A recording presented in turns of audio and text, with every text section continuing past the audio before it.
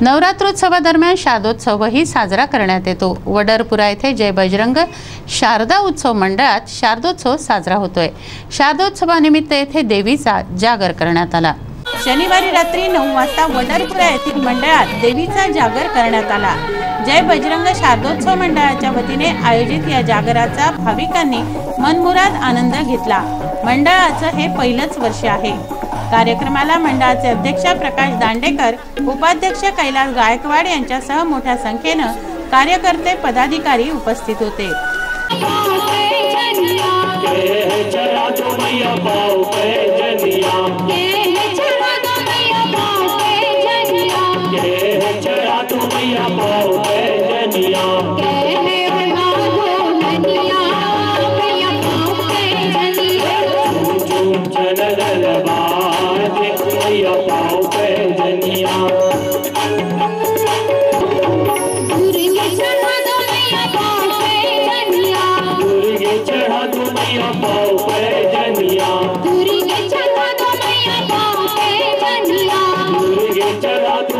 पाओ पे